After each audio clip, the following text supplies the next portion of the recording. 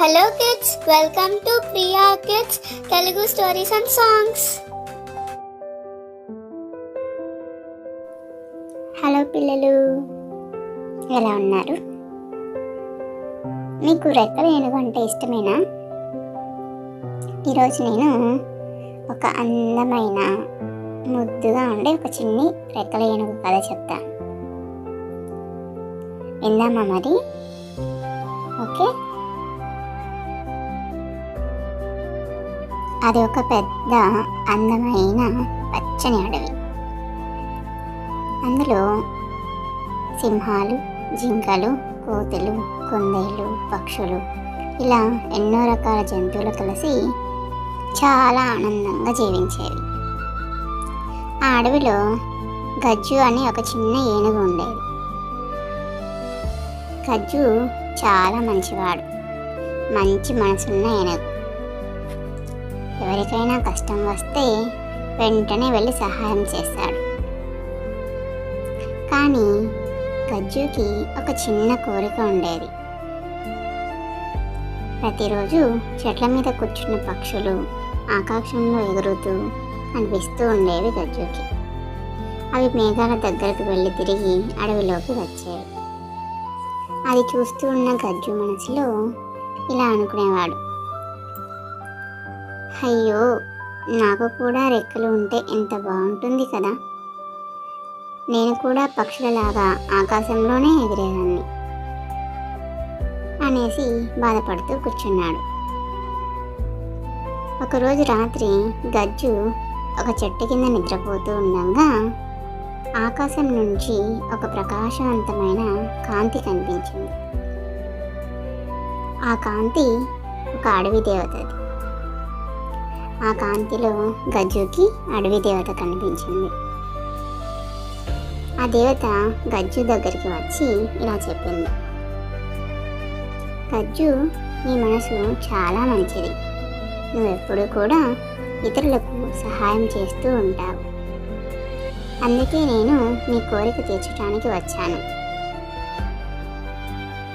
అలా చెప్పగానే గజ్జుకి చాలా ఆనందం వేసి, అయితే మరి నాకు పక్షిలాగా ఎగరటానికి రెక్కలు ఇస్తారా అని అడిగాడు. అంతే, ఒక్కసారిగా గజ్జుకి పెద్ద తెల్లని రెక్కలు వచ్చాయి. గజ్జు చాలా ఆనందపడ్డాడు. వెంటనే తన రెక్కలు ఊపుతూ ఆకాశంలోకి ఎగిరిపోయాడు. ఆకాశం నుంచి అడవిని చూస్తూ గజ్జు చాలా ఆశ్చర్యపోయాడు. పచ్చని చెట్లు, మెరిసే నది, చిన్న చిన్న జంతువులు అన్నీ చాలా అందంగా కనిపిస్తున్నాయి. నది అయితే వెండిలాగా మెరుస్తూ కనిపిస్తోంది. మిగతా జంతువులంతా కూడా చిన్న చిన్న చీమల్లాగా కనిపిస్తూ ఉన్నారు పైనుంచి చూస్తుంటే గజ్జుకి. అప్పుడు గజ్జు ఒక ప్రమాదం గమనించాడు. ఒక చిన్న జింక వేటగాడు వేసిన వలలో చిక్కుకుపోయింది. ఆ జింక చాలా భయపడి బయటకు రావటానికి ఏడుస్తూ ప్రయత్నిస్తూ ఉంది. అది గమనించిన గజ్జు వెంటనే క్రిందకి దిగి వచ్చాడు. తన బలమైన తొండంతో వలను ఎరక్కొట్టి జింకను బయటకు తీశాడు. ఆ జింక ప్రాణాలను కాపాడాడు. అన్ని జంతువులు ఆనందంగా గజ్జుతో ఇలా చెప్పాయి, గజ్జు, నువ్వెప్పుడూ కూడా మా హీరోవి. నీ వల్ల మా స్నేహితుడు కాపాడబడ్డాడు అనేసి ప్రతి ఒక్క జంతువు కూడా గజ్జుని చాలా అభినందించాయి. అప్పుడే ఆ అడవి దేవత మళ్ళీ కనిపించింది గజ్జుకి. ఆ దేవత గజ్జుతో ఇలా చెప్పింది, గజ్జు, నీకు రెక్కలు ఇచ్చింది ఒక కారణం కోసం. నువ్వు నీ శక్తిని ఇతరులకు సహాయం చేయడానికి ఉపయోగించావు. నువ్వు ఈ శక్తి వల్ల నువ్వు ఇతరులకు సహాయం చేస్తున్నప్పుడు నీకు ఈ రెక్కలతో పనేముంది అని చెప్పి ఆ అడవి దేవత గజ్జు యొక్క రెక్కలని కొద్దిసేపటికి మాయం చేసింది. కానీ గజ్జు బాధపడలేదు, ఎందుకంటే అతనికి ఒక ముఖ్యమైన విషయం అర్థమైంది. నిజమైన శక్తి రెక్కల్లో కాదు, మన మంచితనంలో ఉంటుంది. ఆ రోజు నుంచి గజ్జు అడవిలోని అందరికీ సహాయం చేస్తూ ఇంకా ఆనందంగా జీవించాడు. ఇలా గజ్జు అందరితో కలిసి సంతోషంగా ఉన్నాడు.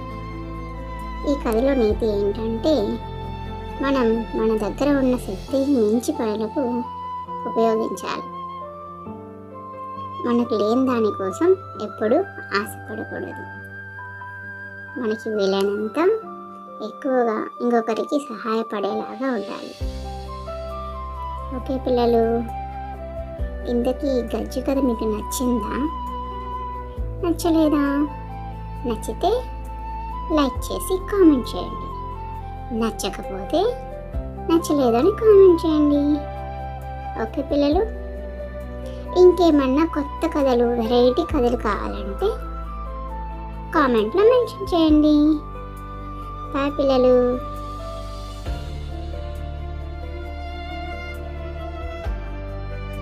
Thanks for watching. వీడియో నచ్చితే లైక్ చేసి, షేర్ చేసి, కామెంట్ చేయండి. ఛానల్ని సబ్స్క్రైబ్ చేసుకోండి. మరిన్ని అప్డేట్స్ కోసం బెల్ ఐకాన్ ట్యాప్ చేయండి. ఛానల్ని సపోర్ట్ చేయండి. Thank you so much. Bye bye. Have a good day.